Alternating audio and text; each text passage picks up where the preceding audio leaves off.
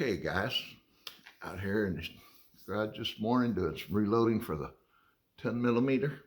A little bit chilly. It's about 45 degrees out here, which is not bad. I just want to pass on a little tip that I learned over 40 years ago. His name was Marvin Tracy. He owned a reloading company there in Flushing, Michigan, T.A.B.Videos.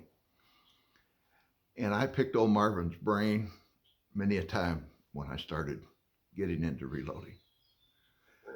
And I'm sure he's gone now because he was an older gentleman. When I met him, he's probably in his 70s, 70 or 80s. But one thing he always told me, Don, take your time. If you don't have time, you got to be somewhere else in an hour. You want to just sit down and knock out a few, just let it go till later when you get more time to reload, because it needs all your concentration. Of course, safety. That's the important part of it. So I just want to pass this little tip along that Marvin told me 43, 44 years ago. Take your time.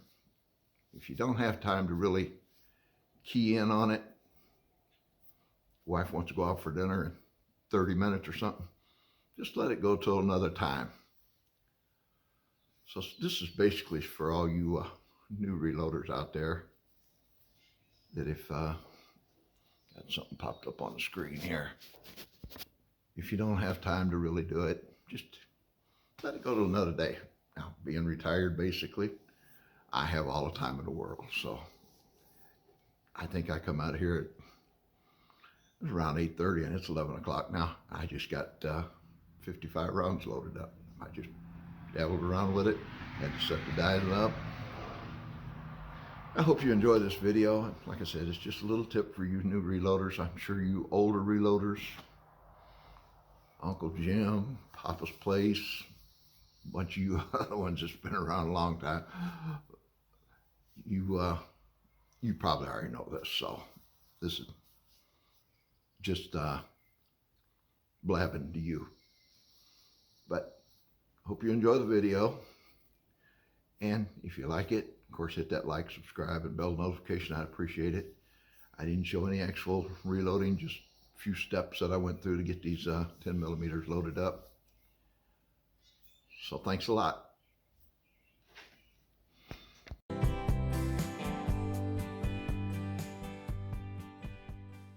We're out here at the reloading bench. It's Wednesday morning, May 4th. Getting ready to load some 10 millimeters up. We're going to load up some HS6. We're going to start out at 8.3, 8.6, and go to 9. Of course, I got a tab on here that says HS6. And then we're going to load up some WSF. I can't even see what, I wrote it down, I can't even see it. I should put it, 6.5.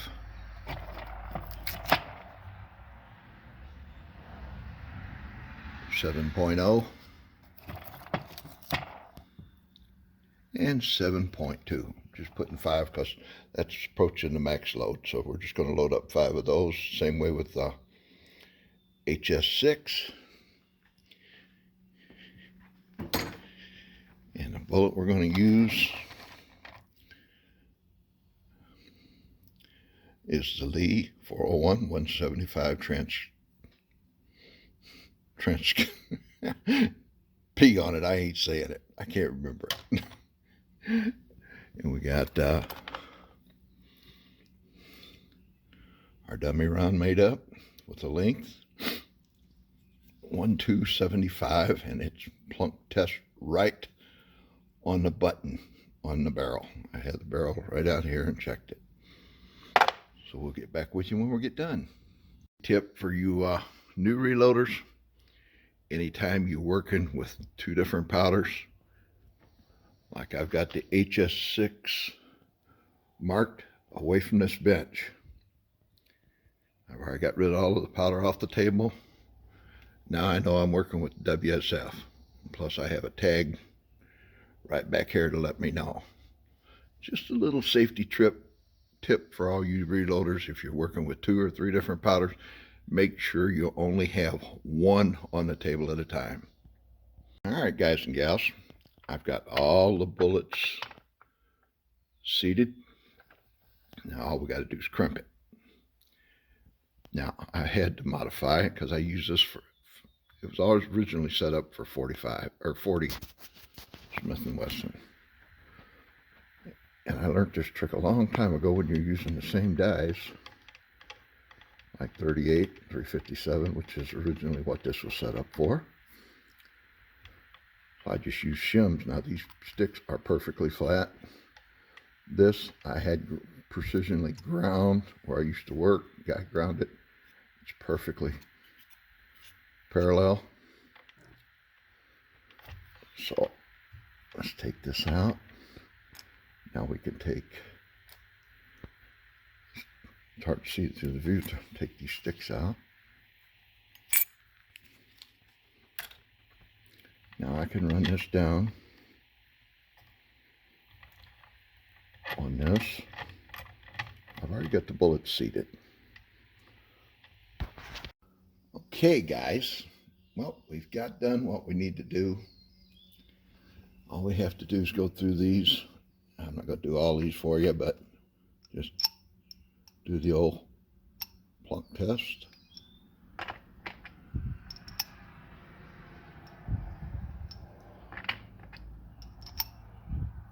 You can hear it. Comes out free. All right, I'm going to finish these up, and then we'll get back with you for final thoughts. Okay. All right, here's what we got. You will notice a thin blue line across these. That is 8.3 grains of HS6. Until I get these all done and wrote down, I always tag them. And the thin green is 8.6 of HS6. And these 5 here with the red is 9.0 of HS6. And here you see I got a bolder colors. So the bold blue is 6.5 of WSF. Bold green is 7.0. And the bold red is 7.2. Of course, WSF and HS6. Plus, I'll put a note in there with the loads, and it tells me everything that I just mentioned. You say, why do you do that? Well, I don't know if, unless you guys are perfect, but have you ever dropped a box of your reloads that's mixed and don't know what's what? This lets me know what's what. Plus I had 5 extra of the 8.3 HS6. That's what these are. These are some previous ones I had that I want to do some more work with the power pistol. And there's my note. The blue is 7.4 power pistol. The red is 7.9. Of course, the double X on the blue over here is 8.3 HS6. So now if I happen to have an accident and dump all of these things, I know what they are. That's just the way a thing I've done for years and years and years and years and years, especially when I'm mixing powder and loads. Especially mixing powder. That's the main thing. So that's just a little tip. If you want to use it, fine. If you don't, that's fine. They all went through the plunk test real good. So there you have it. Now we got to get back out to the range and do some more load testing. Plus I have a little secret that I added to the M&P. If you like videos like this, hit that like, subscribe, and bell notification. I would appreciate it a whole lot. Thanks for watching. God bless America and our armed forces, past and present.